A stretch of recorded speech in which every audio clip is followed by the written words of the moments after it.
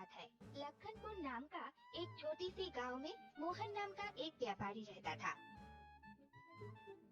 वो भिन्न प्रकार के सब्जियां और अनाज घर पे इकट्ठा करके बाद में उसे शहर के बाजारों में बेच आता था। इस व्यापार से उसे काफी मुनाफा भी होता था। मोहन के पास एक गधा भी था, जिसपे वो अपना सामान लाद के बाजार में बेच आता था। मोहन उस गधे का बहुत ख्याल रखता था, क्योंकि उसे पता था ये गधा उसके व्यापार के लिए बहुत जरूरी है। वो अपने गधा को हमेशा बहुत साफ सुथरा रखता था और उसे बहुत स्वादिष्ट खाना भी देता था। गधा भी बहुत शक्तिशाली और वफादार था। वो रोज बहुत सारा सामान लाद के अपने मालिक के साथ शहर जाता था। गधे को मालूम था कि बाजार जाके सामान बेचने से उसके मालिक को मुनाफा होता है और उसे बढ़िया खाना खाने को मिलता है, इसलिए वो कभी भी काम चोरी नहीं करता था। ऐसे एक दिन बाजार जाने के समय रास्ते में एक खाई में गधा गिर गया। मोहन दौड़ के उसे बचाने के लिए आया, पर गधा तब तक खाई के अंदर बहुत नीचे चला गया था। खाई इतना गहरा और अंधेरा था कि उसे अपना गधा ठीक से दिखाई भी नहीं दे रहा था। मालिक मालिक, मुझे निकालो, ये खाई बहुत ही गहरा है, मुझे कुछ दिखाई नहीं दे रहा है, मेरा दम घुट रहा है यहाँ, ज्यादा देर तक मैं यहाँ नहीं रह पाऊंगा, मैं मर जाऊंगा, मुझे निकालो। ये बोल के गधा जोर जोर से चिल्लाने लगा। ओहो, ये क्या हो गया? मेरा प्यारा गधा, कोई कुछ करो, मेरा मदद करो, मेरे गधे को बचाओ। मोहन मदद के लिए जोर जोर से चिल्लाने लगा। उसकी आवाज सुनकर गांव के कुछ लोग दौड़ के वहां आया, पर खाई इतना गहरा था कि कोई कुछ नहीं कर पाया। कुछ समय बाद गधा का आवाज भी बंद हो गया। सभी ने गधे को मरा हुआ समझा। तब एक गांव वाला बोल उठा, अरे, मुझे ऐसा लग रहा है कि गधा मर चुका है, इसे यहाँ पे ही दफना देना उचित होगा। चलो सब मिलकर मिट्टी डाल देते हैं।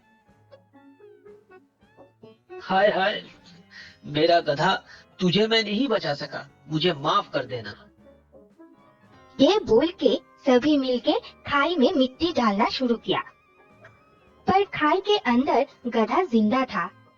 ऊपर से मिट्टी जब उसके शरीर पे गिरा, वो अपने शरीर से मिट्टी झाड़ने लगा और मिट्टी के ऊपर चढ़ गया। ऐसे ऊपर से मिट्टी गिरता रहा और गधा अपने शरीर से मिट्टी झाड़ के उसके ऊपर चढ़ता गया। कुछ समय बाद गधा अपने आप खाई के बाहर आ गया। अरे, ये तो चमत्कार हो गया, मेरा गधा जिंदा है, देखो वो बाहर आ गया। मालिक, आपने तो मुझे बचा लिया। नहीं नहीं, मैंने नहीं, तुम खुद अपना दिमाग इस्तेमाल करके खाई के बाहर आए हो। तुम मेहनती तो हो, ये मुझको पता है, आज से तुम बुद्धिमान भी हो, ये भी मुझे पता चल गया। इस कहानी से हमें ये सीख मिलता है, जिंदगी के मुश्किल वक्त पर बुद्धि से हालत को संभालेंगे तो कोई भी मुश्किल हमें मुश्किल नहीं लगेगा।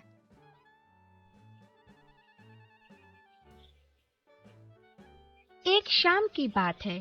एक पालतू कुत्ता गांव के पास जंगल किनारे रास्ते में टहल रहा था।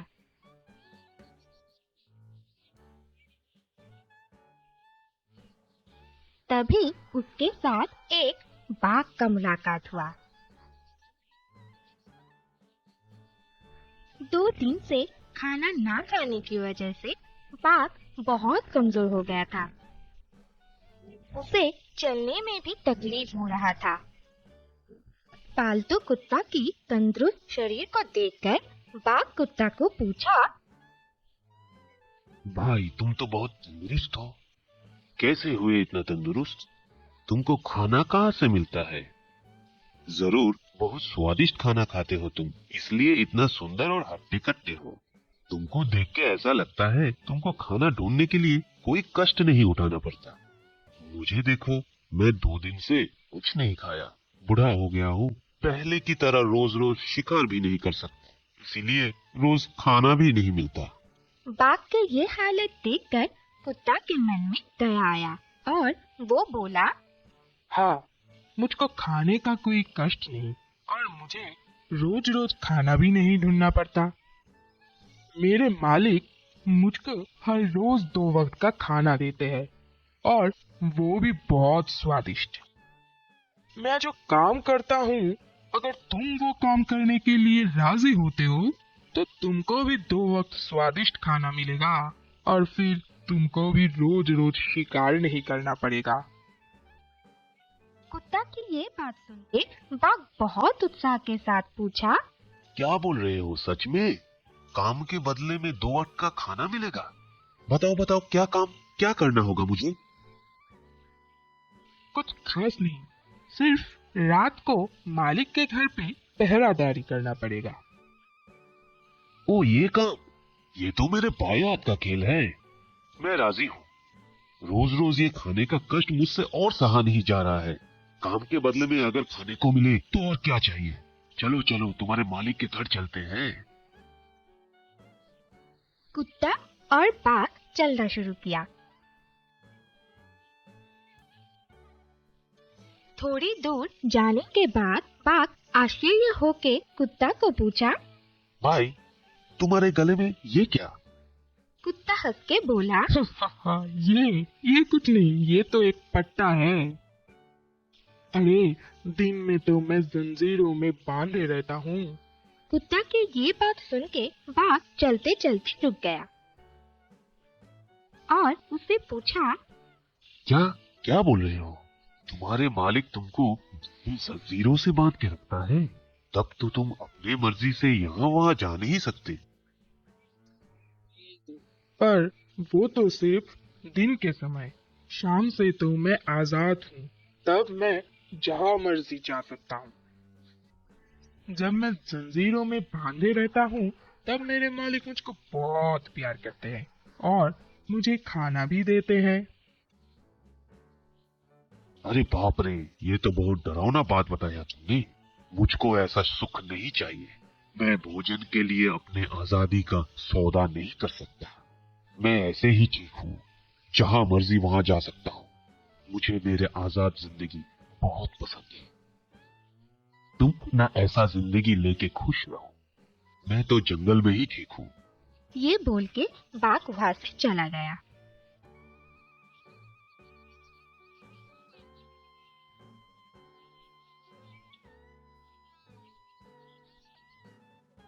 एक समय की बात है, एक जंगल में एक पेड़ पे 2 कौवा रहता था।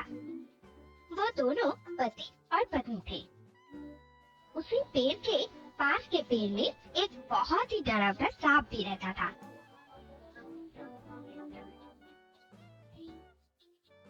एक दिन पत्नी कौवे ने अपने घोंसले में 2 अंडा दिया।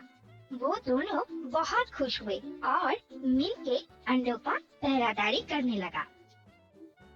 एक दिन ऐसा हुआ, दोनों कौवे को खाने की तलाश में अंडों को छोड़कर बाहर जाना पड़ा।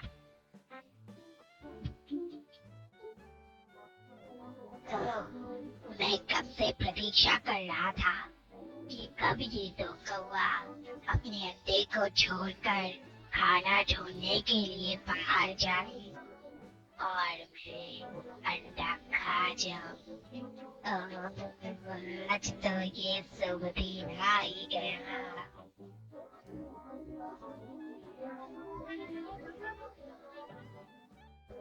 और उसी समय सांप कौवे की घोंसले के पास आ पहुंचा। सांप को पहले ही पता चल चुका था कि कौवे ने घोंसले में अंडा दिया है। सांप ने दोनों अंडा निगल लिया।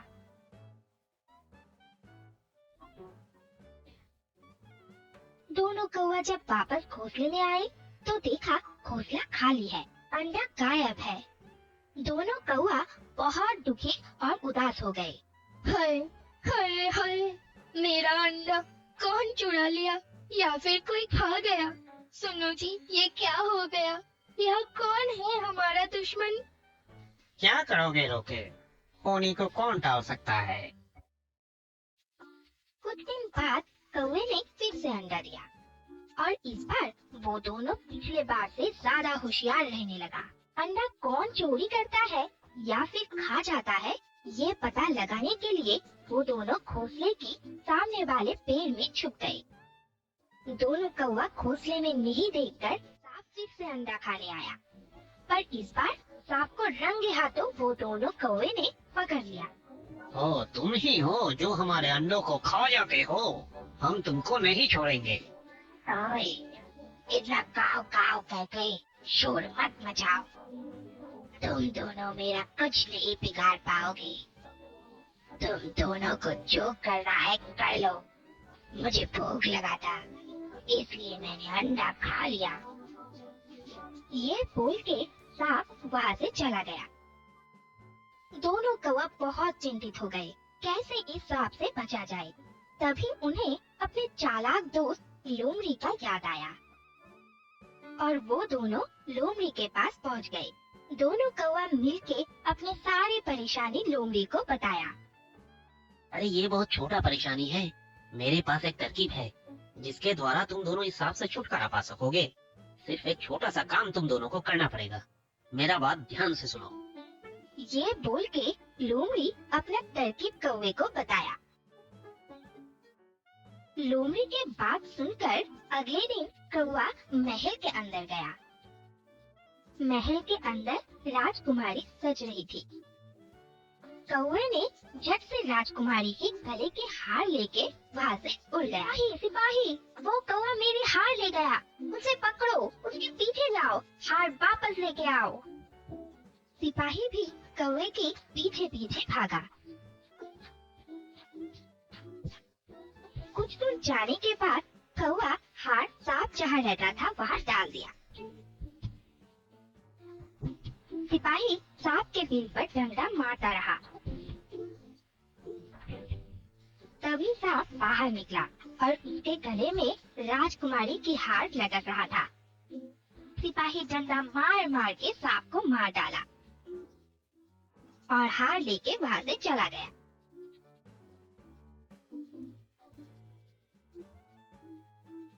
ऐसे लोमड़ी का बताया हुआ तरकीब से दोनों कौवे को उस खतरनाक सांप से मुक्ति मिल गया। एक गांव में रोशनी नाम की एक लड़की रहती थी।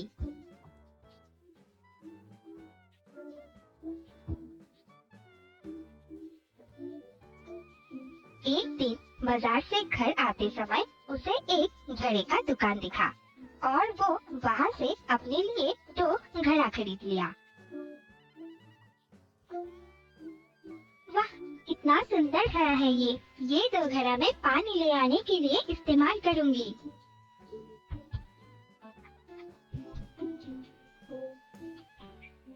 ये सोचते सोचते वो घर पहुँच गई।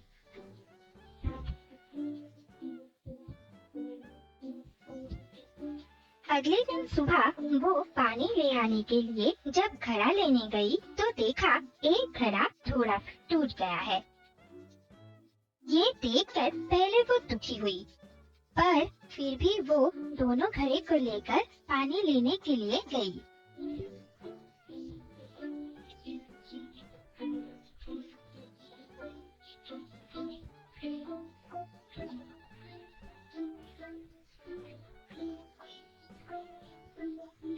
पानी लेकर लौटते समय टूटा हुआ घड़े से सारे रास्ते में पानी गिरता रहा।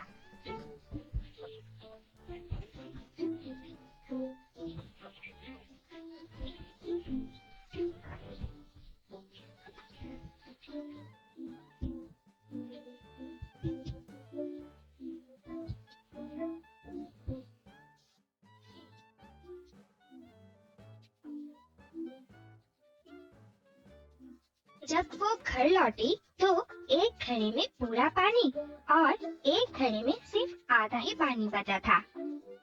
पूरा पानी वाला घड़ा मन ही मन बहुत खुश हुआ, क्योंकि जो काम के लिए उसे उसके मालकिन घर ले आए वो काम वो ठीक से कर पा रहा है। और दूसरी तरफ टूटा हुआ घड़ा बहुत दुखी, क्योंकि वो सिर्फ आधा पानी घर ले आ पाता था। ऐसे दिन बीतता गया। रोशनी हर रोज सुबह उठ के दोनों घड़े को लेकर पानी लेने के लिए जाती रही।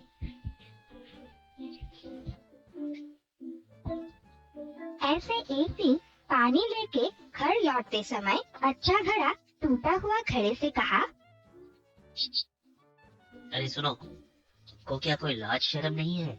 रोज रोज ऐसे आधा पानी लेके घर लौटते हो। मुझे देखो, मुझ पे जितना भी पानी डाला जाता है पूरा ही लेके घर लौटता हूँ। तुम ऐसे मत बोलो मुझे। क्यों ना बोलो? तुमने कभी खुद को देखा है? हाँ, मुझे मालूम है, मैं टूटा हुआ हूँ, पूरा पानी लेके घर नहीं पहुँच पाता, पर मैं क्या करूँ?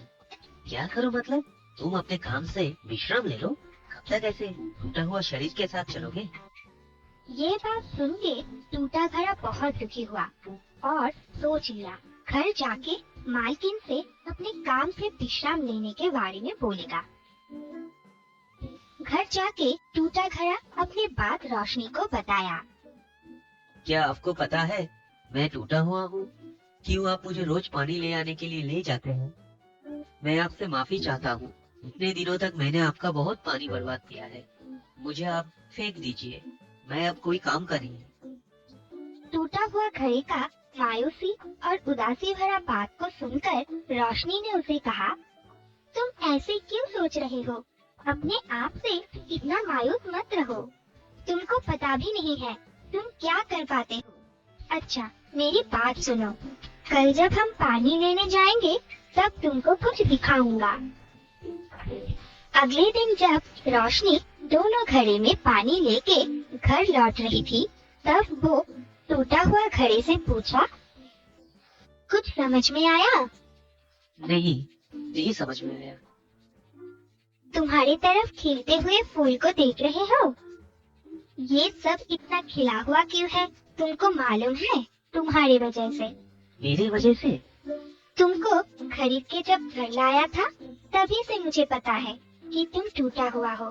पर जब मैं तुम पे पानी भर के घर ले जा रहा था तब मैं देखा तुम्हारे शरीर से पानी रस्ते में गिर रहा है और वो पानी इन फूल पत्ते पर गिर रहे थे और ऐसे रोज पानी गिरता गया और ये फूल पत्ते सारे हरा भरा होता गया।